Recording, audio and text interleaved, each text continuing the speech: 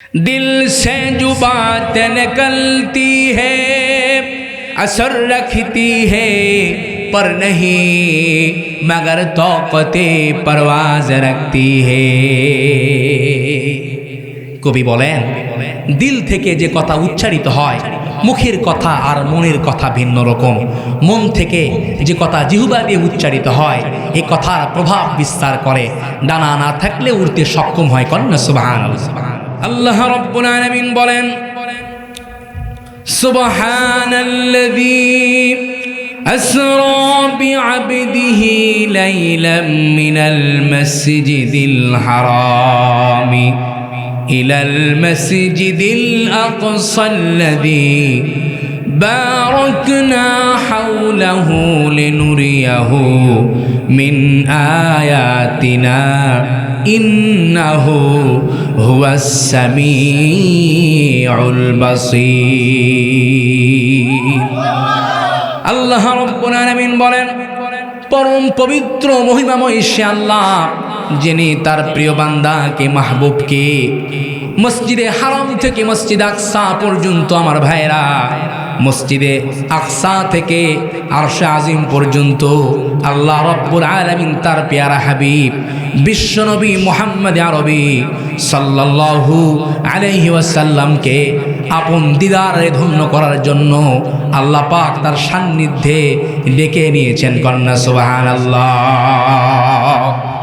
আমার ভাইরা আল্লাহর হাবিবকে যখন আল্লাহ রাব্বুল আলামিন তার সান্নিধ্যে ডেকে নিয়ে গেলেন এই রজব মাসে, আমার ভাইরা আল্লাহর হাবিবকে যখন মেরাজ দান করলেন হযরতে জিবরিল আমিন অসংখ্য ফেরেশতাদের বহর নিয়ে আমার ভাইরা আল্লাহর হাবিবকে ইস্তেকবাল স্বাগতম জানাইতে জানাইতে সিদরাতুল মুনতাহা থেকে আল্লাহ পাকের আরশে আজিম পর্যন্ত নিয়ে গিয়েছেন। কন্যা সুবহানাল্লাহ।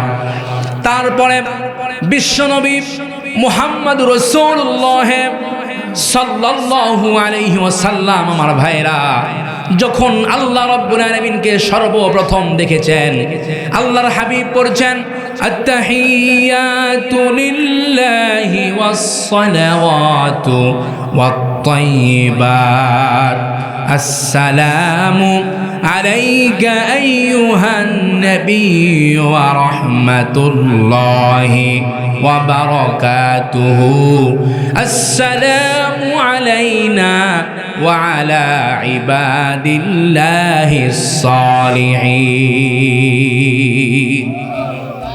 আল্লাহর হাবিব জনাবে মুহাম্মদ আরবি সাল্লাল্লাহু আলাইহি ওয়াসাল্লাম যখন আল্লাহ পাককে দেখেছেন আমার ভাইরা সর্বপ্রথম মুহূর্তের মধ্যে তিনি ঘোষণা দিলেন আত-তাহিয়াতু লিল্লাহি ওয়াস-সালাওয়াতু ওয়াত-তাইয়্যিবাত।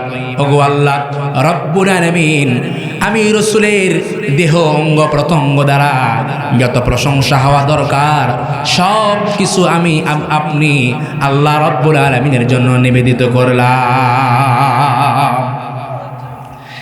আল্লাহর হাবিব যেই না কথা বলেছেন সঙ্গে সঙ্গে যখন আল্লাহ পাকের বরত্বতা প্রকাশ করেছেন প্রশংসা জ্ঞাপন করেছেন আমার ভাইরা আল্লাহ রাব্বুল আলামিন সঙ্গে সঙ্গে নবীকে লক্ষ্য করে বলছেন আসসালামু আলাইকা আইয়ুহান নাবিয়্যু ওয়া রাহমাতুল্লাহি ওয়া বারাকাতুহু।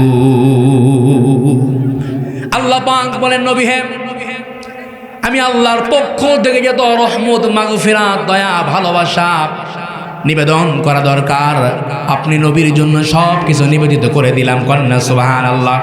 একটুখানি চিন্তা করে দেখেন আমার ভাইরা কেমন নবীর উম্মত আমরা, যেই না আল্লাহ রাব্বুল আলামিন কথা বলেছেন রে মুসলমান যে আল্লাহ পাক যেই না বলেছেন হাবিব বিশ্ব নবী নবী আমার রহমাতুল লিল আলামিন আমি আল্লাহর পক্ষ থেকে যত রহমত ভালোবাসা দয়া সব কিছু তোমার জন্য নিবেদিত করে দিলাম। আল্লাহর হাবিব সঙ্গে সঙ্গে আল্লাহ রাব্বুল আলামিনের কাছে আবেদন করেছেন। কি আবেদন করলেন আমার ভাইরা? আল্লাহর হাবিব সাল্লাল্লাহু আলাইহি ওয়াসাল্লাম সঙ্গে সঙ্গে পড়ছেন আসসালামু আলাইনা ওয়া আলা ইবাদিল্লাহিস সালিহিন। আল্লাহর হাবিব বললেন ওগো আল্লাহ শুধু আমার উপরে কেন, আমার উপরে আপনার রহমত মাগফিরাত দয়া ভালোবাসা কেন বর্ষিত করবেন, বরং আসসালামু আলাইনা ওয়া আলা ইবাদিল্লাহিস সলিহিন, আপনার সমস্ত আমলে সলেহ নেককার পরেজগার মুত্তাকি বান্দা বান্দিরা যারা আছেন তাদের সকলের উপরে আপনার রহমতটা আপনি নাজিল করে দেন। তাহলে আল্লাহ পাক চাচ্ছিলেন তার হাবিব বিশ্বনবী মুহাম্মদ সাল্লাল্লাহু আলাইহি ওয়াসাল্লাম আগে আমার কাছে আবেদন করুক, তারপর না আমি তার আবেদনটা কবুল করব, মঞ্জুর করব। কন্যা সুবহানাল্লাহ। আমার ভাইরা, আল্লাহর হাবিব সাল্লাল্লাহু আলাইহি সাল্লাম সঙ্গে সঙ্গে আবেদন করেছেন, আল্লাহ পাক সঙ্গে সঙ্গে মঞ্জুর করে নিয়েছেন। কন্যা সুবহানাল্লাহ। তো তারপরে আল্লাহর হাবিব সাল্লাল্লাহু আলাইহি সাল্লাম আল্লাহর সঙ্গে দীর্ঘক্ষণ মোলাকাত করে দিদার নসিব করে জান্নাত জাহান্নাম দেখলেন এবং উপঢৌকুন হিসাবে যখন তিনি দুনিয়াতে ফিরে আসবেন মানব জাতির জন্য আল্লাহ রাব্বুল আলামিন মানব জাতির হাদিয়া হিসাবে উপঢৌকুন হিসাবে আল্লাহ পাক বিশেষ করে এই উম্মতে মুহাম্মাদিকে 50 ওয়াক্ত নামাজ হাদিয়া দিলেন। কন্যা সুবহানাল্লাহ। কয় ওয়াক্ত নামাজ? সবাই বলেন কয় ওয়াক্ত নামাজ? 50 ওয়াক্ত নামাজ। তো এই উম্মতে মুহাম্মাদির জন্য যখন তিনি এই নামাজ নিয়ে যখন আসছিলেন, যখন এই নামাজ নিয়ে যখন তিনি অবতরণ করেছেন আসছেন, তো সপ্তম আসমানে হযরতে মূসা কালিমুল্লাহর সঙ্গে সাক্ষাৎ, মূসা আলাইহিস সালাতু ওয়াস সালামের সঙ্গে সাক্ষাৎ হয়েছে। হযরতে মূসা আলাইহিস সালাতু ওয়াস সালাম বলছেন যে আল্লাহ পাক আপনার উম্মতের জন্য কি দিল? আল্লাহর হাবিব বলছেন আল্লাহ রাব্বুল আলামিন আমার উম্মতের জন্য 50 ওয়াক্ত নামাজ দিয়েছেন। কয় ওয়াক্ত নামাজ? একটু সবাই কথা বলবেন, কয় ওয়াক্ত নামাজ? 50 ওয়াক্ত নামাজ দিয়েছেন।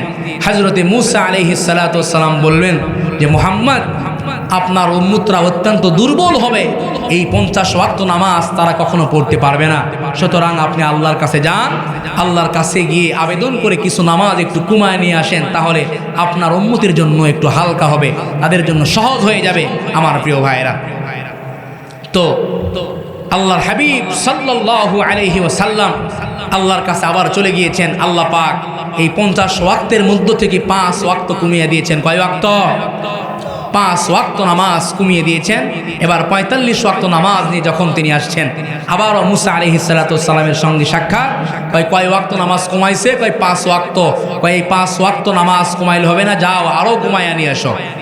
আল্লাহর হাবিব জনাবে মুহাম্মদ আরবি সাল্লাল্লাহু আলাইহি ওয়াসাল্লাম আমার ভাইরা আল্লাহ পাকের কাছে আবার গিয়েছেন নামাজটা কমানোর জন্য। যাইতে যাইতে সর্বশেষ 5 ওয়াক্ত নামাজ যখন তিনি কমায়া নিয়ে আসছেন, এই 5 ওয়াক্ত করে কমাইতে কমাইতে যখন 5 বার 9 বার গিয়েছেন আমার ভাইরা, তখন 5 ওয়াক্ত করে 45 ওয়াক্ত নামাজ যখন কমিয়েছেন, অবশিষ্ট থাকে আর 5 ওয়াক্ত নামাজ।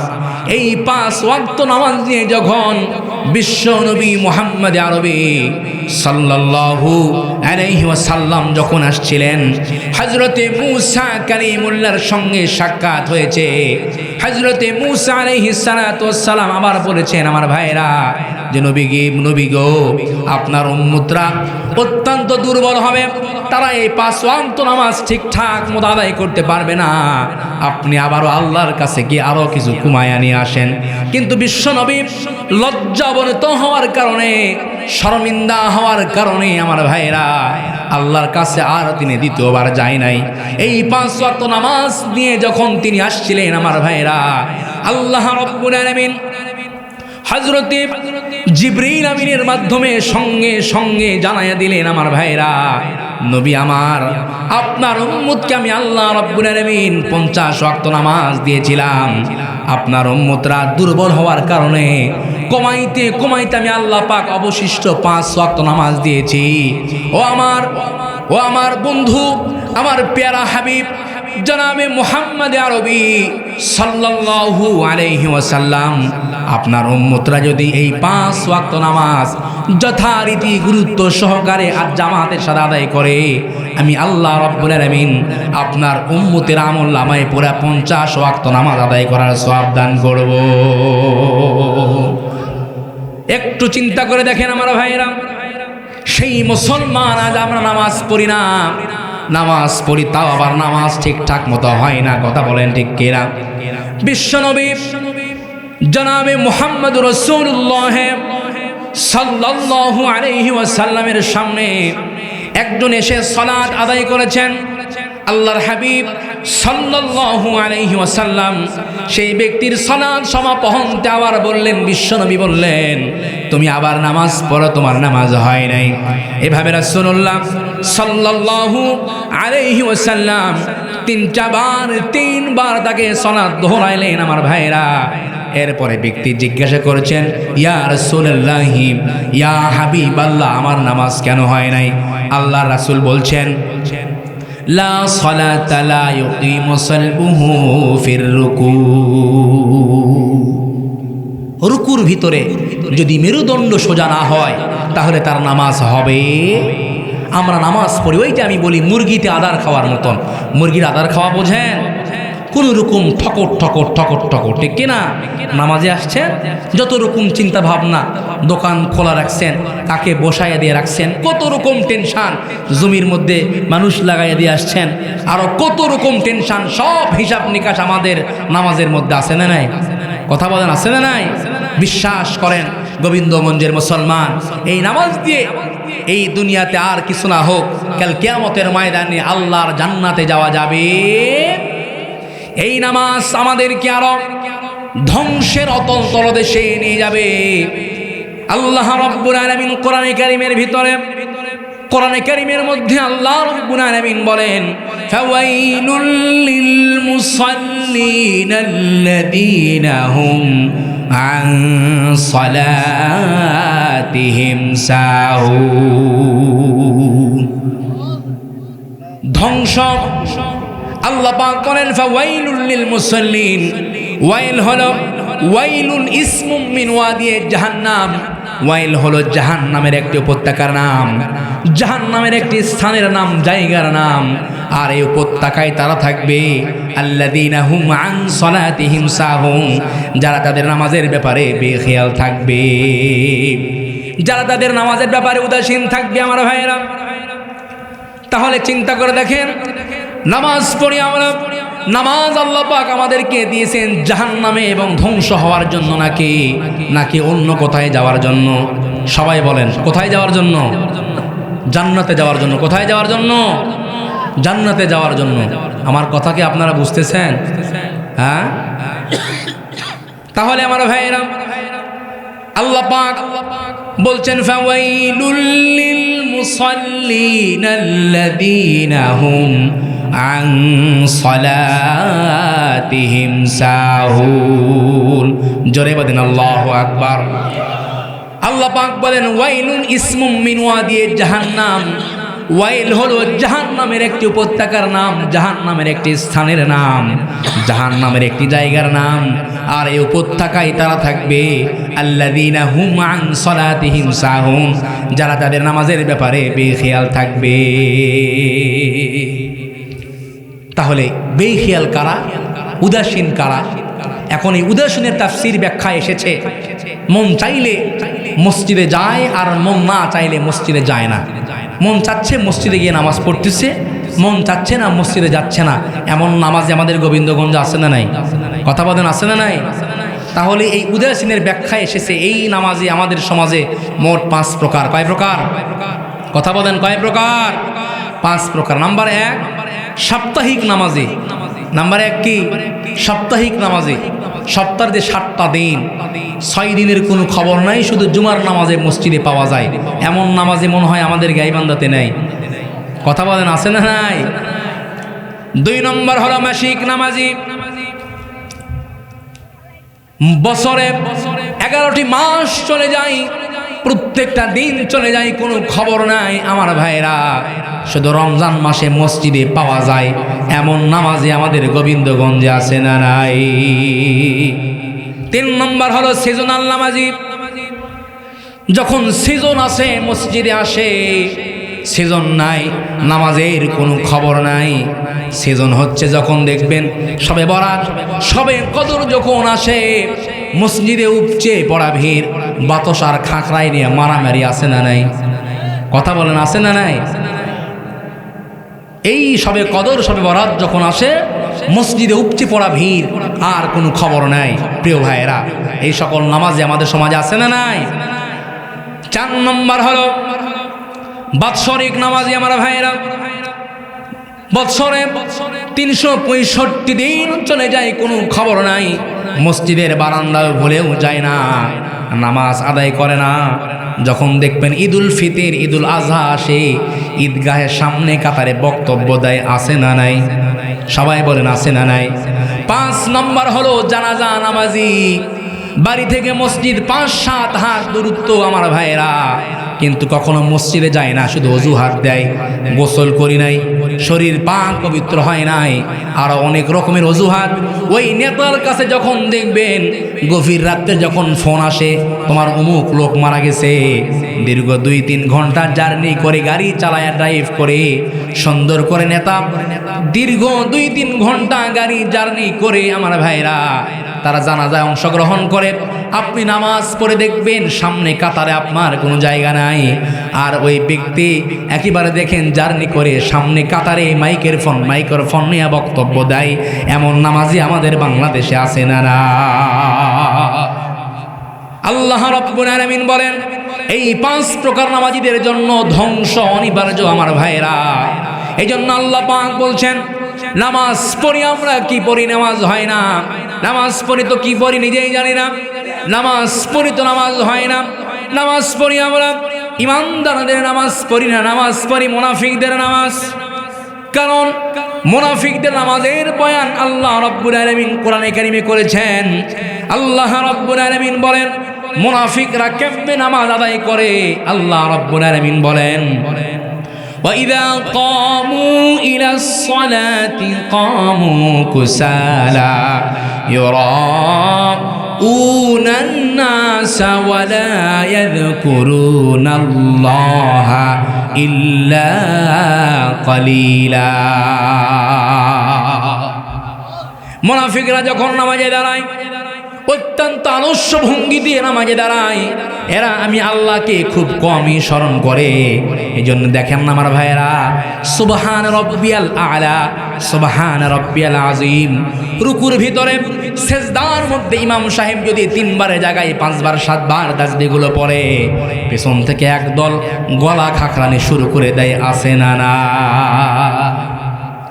আছে না নাই? ইমাম সাহেব যদি একটুখানি সময় বেশি নেয় রুকুর ভিতরে সেজদার মধ্যে, তো পেছন থেকে এক দল আছে মনে করেন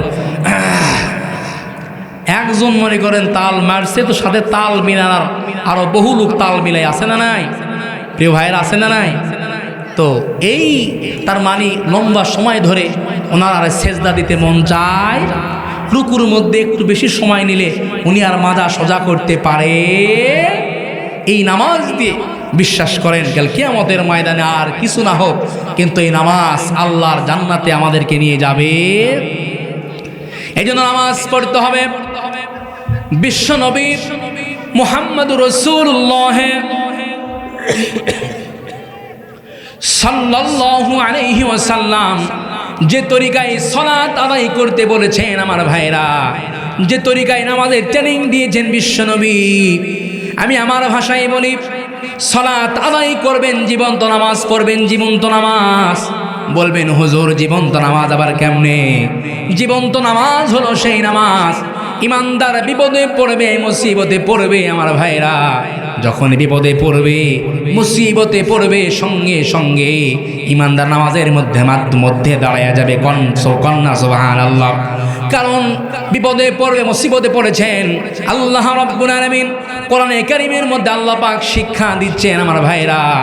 আল্লাহ পাক বলেন ওয়াস্তাঈনু বিস-সাবরি ওয়াস-সালাহ ইন্নাল্লাহা মা'আস-সাবিরিন। আল্লাহ পাক বলে বান্দা বিপদে পড়েছ, মুসিবতে পড়েছ, নামাজ আর ধৈর্যের মাধ্যমে আমি আল্লাহ রাব্বুল আলামিনের কাছে সাহায্য প্রার্থনা করো। দুনিয়ার কোন মানুষ তোমাকে সাহায্য করতে পারবে না। বিপদে পড়েছে বান্দা, দুনিয়ার মানুষের কাছে সাহায্য চাইবা, দুনিয়ার মানুষ তোমাকে স্বার্থের কারণে মহাব্বত করে ভালোবাসে, কথা বলেন কথা ঠিক কিনা? স্বার্থ থাকে যতক্ষণ, দুনিয়ার মানুষের ভালোবাসা থাকে ততক্ষণ। ভাই ভাইকে ভালোবাসে, স্বার্থ আছে না নাই? একজন বন্ধু আর একজন বন্ধুকে ভালোবাসে আমার ভাইরা, এই বন্ধু আর একজন বন্ধুকে ভালোবাসে ততক্ষণ, স্বার্থ থাকে ততক্ষণ, কথা বলেন কথা ঠিক কিনা? স্বার্থ ফুরিয়ে যায়, ভালোবাসা শেষ হয়ে যায়। আমার ভাইরা, স্বামী স্ত্রীকে ভালোবাসে, মহাব্বত করে, এর পিছনে স্বার্থ আছে আমার ভাইরা। আল্লাহ পাক বলে, বান্দা বিপদে পড়েছ, মুসিবতে পড়েছ, দুনিয়ার কেউ তোমাকে সাহায্য করতে পারবে না। 7 দিন আপনি হাসপাতালের বেডে পড়ে থাকেন আমার ভাইরা, আপনি 7 দিন ধরে হাসপাতালের বেডে পড়ে আছেন, এলাকার কোনো মেম্বার, মাতব্বর, কোন এমপি, মন্ত্রী, রাষ্ট্রপ্রধান আপনার খবর নিবে না। নাকের কোনায় যদি ময়লা লেগে থাকে, বান্ধবী তাকায় না আমার ভাইরা। চোখের কোনায় যদি ময়লা লেগে থাকে, বন্ধুরা তাকায় না আমার ভাইরা। আর চেহারা যদি উস্কো খুস্কো হয়ে যায়, এই শরীর থেকে যদি দুর্গন্ধ, বিশ্রী কোনো গন্ধ ছড়িয়ে পড়ে, তাহলে মানুষ আপনাকে ধিক্কার দিয়ে তাড়িয়ে দেয়। আল্লাহ রাব্বুল আলামিন বলে, বান্দা এমন কঠিন সিচুয়েশনের সময় যদি অন্তত আমি আল্লাহর উপরে তাওয়াক্কুল করে মহাব্বতের দৃষ্টি নিয়ে, ভালোবাসার দৃষ্টিতে যদি একটাবার মনের গহীন কন্দর থেকে আমি আল্লাহকে আল্লাহ বলে একটাবার ডাক দাও, বান্দা আমি আল্লাহ রাব্বুল আলামিন মুহূর্তের মধ্যে তোমার ডাকে সাড়া দিয়ে তোমার সমস্ত বিপদ বালা মুসিবত থেকে উদ্ধার করে তোমার অন্তরের মধ্যে অনাবিল সুখ শান্তি দিয়ে পরিপূর্ণ করে দিব। এই জন্য আমার ভাইয়েরা, আল্লাহ পাক মাধ্যম হিসাবে আমাদেরকে শিক্ষা দিয়েছেন, আমরা বিপদে পড়ব, মুসিবতে পড়ব, নামাজের মাধ্যমে আল্লাহর কাছে সাহায্য প্রার্থনা করব।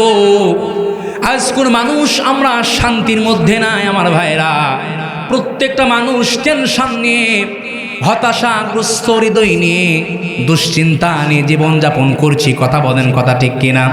আমার ভাইয়েরা, কেউ বউ নিয়ে পেরেশান, কেউ সন্তান নিয়ে টেনশন, কেউ অর্থ সম্পদ নিয়ে পেরেশান, সন্তানগুলোকে মানুষ করতে পারছে না, সেই দিকে টেনশন, কথা বলেন কথা ঠিক কিনা?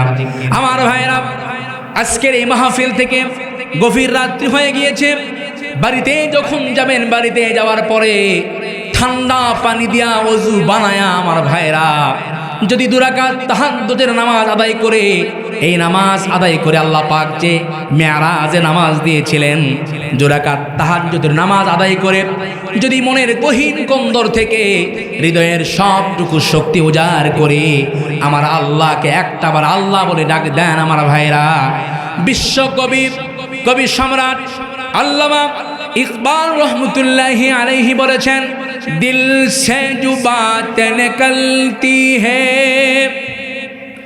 दिल से जो बात निकलती है, असर रखती है पर नहीं मगर तौक़ते परवाज़ रखती है। কবি বলেন, দিল থেকে যে কথা উচ্চারিত হয়, মুখের কথা আর মনের কথা ভিন্ন রকম।